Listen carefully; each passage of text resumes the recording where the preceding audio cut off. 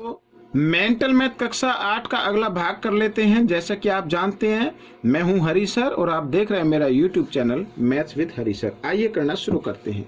तो यहाँ पर बच्चों देखो, प्रश्न नंबर 26 क्या कहता है, इसको पढ़ लेते हैं और इसको करना शुरू करते हैं। देखो प्रश्न नंबर 26, एक समांतर चतुर्भुज के संलग्न कोण, ठीक है, 2x जमा 30 डिग्री तथा 3x घटा 15 डिग्री है, तो x का मान ज्ञात कीजिए।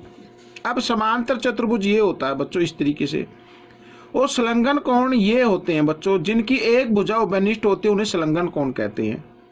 और संलग्न कोणों का योग 180 डिग्री होता है, ठीक है, ये याद रहेगा।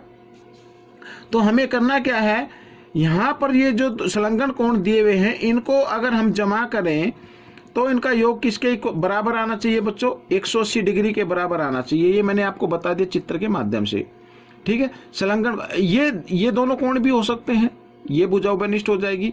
अभी मैंने ये लिए हैं तो ये भुजा उभयनिष्ठ है, आप ये ले सकते हैं, ये ले सकते हैं, कोई भी ले सकते हैं। संलग्न कोण उन्हें कहते हैं समांतर चतुर्भुज के अंदर जिनकी एक भुजा उभयनिष्ठ होती है। आइए 3x और 1x, x वाले को पद को जमा करते, 3x और 2x 5x हो गया। यहाँ पर 30 में से 15 घटा दीजिए तो 15 आएगा, लेकिन बड़े नंबर के सामने जमा, इसलिए जमा 15 आएगा बराबर 180, ठीक है। x का मान ज्ञात करना है, 15 इधर जमा का इधर आकर ये 180 के साथ लेके आएंगे तो घटा का हो जाएगा, तो 5x बराबर 180 घटा 15 ऐसे। तो घटा दीजिए, 10 में से 5 गए 5, यहाँ पे रह गया 7 में से 1 गया 6, ठीक है, और 1 इस तरीके से। तो इधर कर लेते हैं, x बराबर 165 आ गया बच्चों, 5 इधर गुणा में था, इधर आकर ये भाग में आ गया, 5 से काट देते, 5 तिया 15, 5 तिया 15, x का मान आ गया बच्चों 33, ठीक है, ये आपका उत्तर रहेगा। अगर ये कहा जाता कि कोण ज्ञात कीजिए, तब x का मान यहाँ पर आप ये जो दिए हुए ना संलग्न कोण इसमें रखकर आप इसका मान भी निकाल सकते हैं। आइए करना शुरू करते हैं प्रश्न नंबर 27। तो प्रश्न नंबर 27 क्या कहता है, एक समचतुर्भुज के विकर्णों की लंबाई, समचतुर्भुज याद रखना, 16 सेंटीमीटर तथा 12 सेंटीमीटर, समचतुर्भुज का परिमाप बताओ। समचतुर्भुज यानी कि जिसकी सभी भुजाएं बराबर होती हैं और प्रत्येक को 90 डिग्री का होगा, ये जरूरी नहीं होता, और ये इस तरीके से, ठीक है। यहाँ पर ये तो ये मान लीजिए यहाँ पर मैं ए बी सी डी ये एक समचतुर्भुज लेता हूँ जो जिसके जो विकर्ण है एक दूसरे को ओ पर क्या कर रहे हैं, काट रहे हैं, ठीक है ना, और ये 90 डिग्री पर काटते हैं, याद रखना आप। तो यहाँ पर एक लंबाई क्या 16 सेंटीमीटर, अगर ये बी डी 16 है तो क्योंकि समद्वि विभाजित करते हैं तो ये 8 हो गई, ये भी 8 हो गई, ये याद रखना, तथा दूसरा 12 है तो 12 में 6 ये हो गई, 6 ये हो गई, ठीक है। अब आप ले सकते हैं, यहाँ पर देखो मैं लिख लेता हूं पहले, माना ए बी सी डी एक समचतुर्भुज है, यहां पर मैं लिख लेता हूं, ठीक है। ए बी सी डी एक क्या है, समचतुर्भुज है।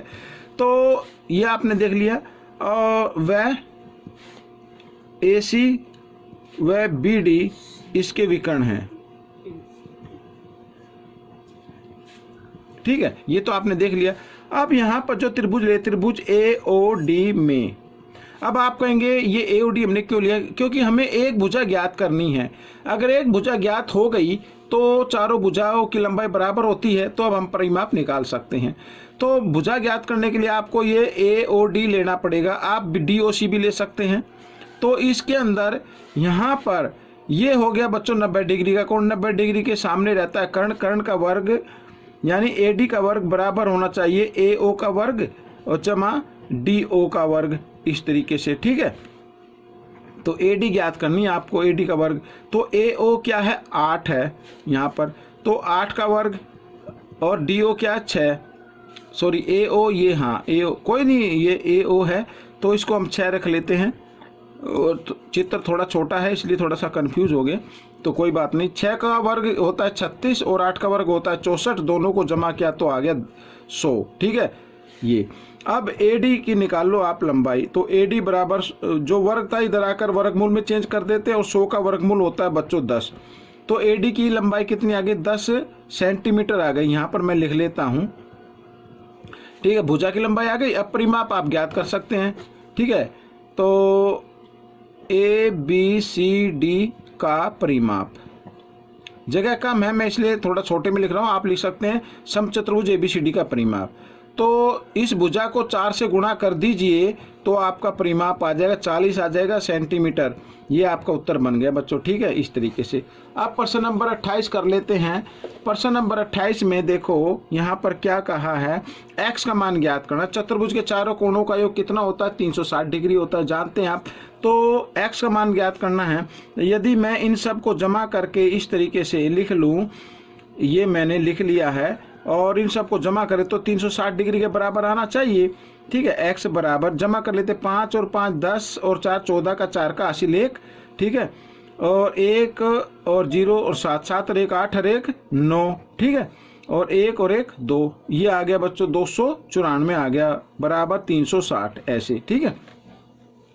तो बच्चों 360 और 294 को भी इधर ले आओ, इधर आकर ये घटा का हो जाएगा 294 आ जाएगा। तो x का मान निकाल लेते हैं। 10 में से 4 गया 6, यहाँ पे रह गया 5, 5 में से तो 9 नहीं जाएगा, यहाँ से आज चलेंगे 15, 15 में से 9 घटाएंगे 6, और यहाँ पे यही आएगा बच्चों 66 डिग्री, ठीक है। तो x का मान आपका निकल गया। आइए प्रश्न नंबर 29 कर लेते हैं। तो प्रश्न नंबर 29 में x का मान ज्ञात करना है आपको। अब x का मान कैसे ज्ञात करेंगे, देखो सबसे पहले यहाँ पर ये कोण 1 ज्ञात कर लीजिए, कोण 2 ज्ञात कर लीजिए, फिर हम x का मान ज्ञात करेंगे, ठीक है। तो सबसे पहले यहाँ पर मैं आपको बता दूं, कोण 1 जमा 80, इन दोनों कोणों का योग होगा 180। इन्हें बोलते हैं क्या, रेखीय युग्म, ठीक है। याद रखना क्या बोलेंगे, रेखीय युग्म बोलते हैं इन्हें बच्चों। तो कोण 1 बराबर 180, 80 जमा इधर आकर घटा 80 हो जाएगा और बराबर 100 आ गया। तो कोण 1 का मान कितना आ गया, यहाँ पर 100 डिग्री लिख देते हैं। तो कोण 2 का भी मान निकाल लेते हैं। तो कोण 2 जमा 60 बराबर 180, ये भी क्या हो गए, रेखीय युग्म हो गए। तो यहाँ पर भी मैं लिख देता हूँ रेखीय युग्म। आपको भी इसी तरीके से करना है। तो कोण 2 का मान निकाल लीजिए 180, इधर 60 जमा इधर लेके आएंगे बराबर के हिसाब से, तो आकर इधर हो जाएगा घटा का, तो घटा दिया तो आ गया 120। तो ये आ गया बच्चों 120 डिग्री, ठीक है। अब हमें निकालना है x का मान। अब सबसे पहले देखो ये है क्या, कौन सा बहुभुज है, एक भुजा कितने, 1 2 3 4 5, पेंटागन है बच्चों, पंचभुज है ये। और पंचभुज के पहले कोण ज्ञात करेंगे तभी तो आएगा ना। तो पंचभुज के पांचों कोणों का योग, यानी देखो फॉर्मूला होता है, ये फॉर्मूला आपको लगाना है, n घटा 2 और गुना 180, ठीक है। कोई भी बहुभुज के कोण ज्ञात करने अंतःकोण तो इस फॉर्मूले से करेंगे।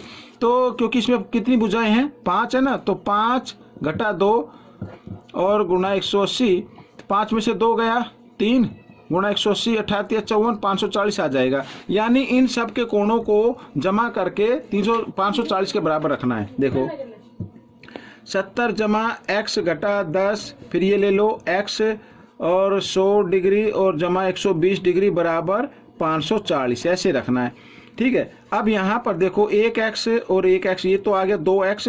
अब इनको जमा कर लेते हैं, यहाँ 0 है, यहाँ भी 0 है, ये 0 है, ये भी 0। तो यहाँ पर बच्चों इसको अलग कर रख लेते हैं, घटा लेते हैं। यहाँ ये देखो ये जमा ये घटा, घटा जमा घटा होते हैं।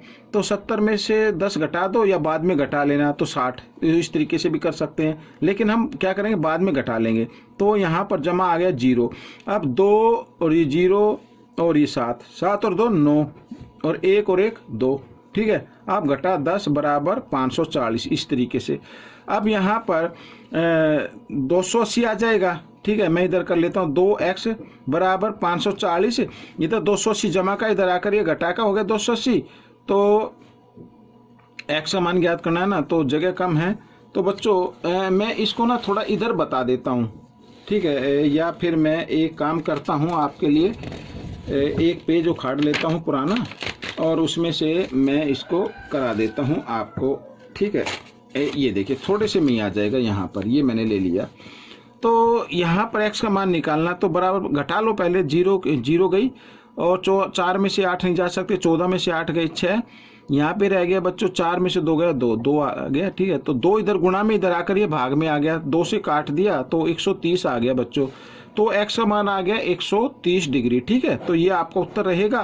तो यहाँ पर प्रश्न नंबर 30 क्या कहता है, पढ़ लेते हैं। ABCD एक समचतुर्भुज है, यदि कोण ADB 35 डिग्री हो, यहाँ पर ADB ये 35 डिग्री है बच्चों, ठीक है। तो x का मान ज्ञात करना है, ये x का मान ज्ञात करना है।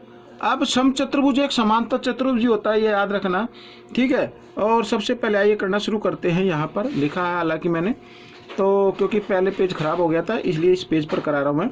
समचतुर्भुज के विकर्ण एक दूसरे को लंबसम विभाजित करते हैं। ठीक है, यहाँ पर याद रखना है, ये आपको मैं लिख नहीं रहा हूँ, आपको याद रखना है। समचतुर्भुज के विकर्ण एक दूसरे को लंबसम विभाजित करते हैं, यानी यहाँ पर 90 डिग्री का कोण बन रहा है। ठीक है, 90 डिग्री का। तो हम लेते हैं त्रिभुज AOD। ठीक है, त्रिभुज AOD में यहाँ पर पहले हम ये कोण ज्ञात करेंगे, इसका नाम 1 रख लेते हैं। तो त्रिभुज AOD में तीनों कोणों का योग कितना होता है? 360 डिग्री होता है, यानी कोण 1 जमा यहाँ पर ये 90 डिग्री और ये 30 डिग्री, 30 है क्या, 35 है, सॉरी 35 डिग्री है, ये 35 डिग्री है। तो तीनों का योग 180 डिग्री होगा। तो 90 और 35 बच्चों होता है 125, यहाँ पर मैं 125 लिख देता हूँ, बराबर 180 डिग्री। ठीक है, इस तरीके से। तो कोण 1 का मान निकाल लेते हैं, 180 और 125 जमा का इधर आकर ये घटा का हो गए, 125 घटा तो 10 में से 5 गए 5, 7 में से 2 गए 5, 55 डिग्री आ गया। ठीक है, तो कोण 1 का मान आ गया 55 डिग्री। अब मैं आपको एक चीज और बताना चाहता हूँ, समचतुर्भुज भी एक समांतर चतुर्भुज होता है, या आप ये कहें समचतुर्भुज के जो भुजाएं होती है वो एक दूसरे के समांतर होती है। ठीक है, यहाँ पर AD समांतर होगी BC के, और ये एक तिर्यक रेखा हो गई, वह AC एक तिर्यक रेखा है, इस तरीके से ये एक तिर्यक रेखा है। ठीक है, तो यहाँ पर बच्चों कोण 1 और बराबर होगा कोण X के, ये 1 बराबर होगा X के। क्यों होगा? इन्हें बोलते हैं एकांतर कोण। एकांतर कोण मैं लिख देता हूँ। ठीक है, एकांतर कोण हो गए। तो एकांतर कोण बराबर होते हैं, तो x का मान कितना आ गया? कोण 1 का मान कितना है? 55 डिग्री। तो x का मान भी कितना आ गया? 55 डिग्री। तो इस तरीके से प्रश्न आपका हल हो गया है। तो ये भाग भी पूरा हो गया। आपको ये भाग कैसा लगा मुझे जरूर बताएं, और इसमें से सीखकर दूसरे बच्चों को जरूर सिखाएं। मिलेंगे अगले भाग में, तब तक के लिए धन्यवाद।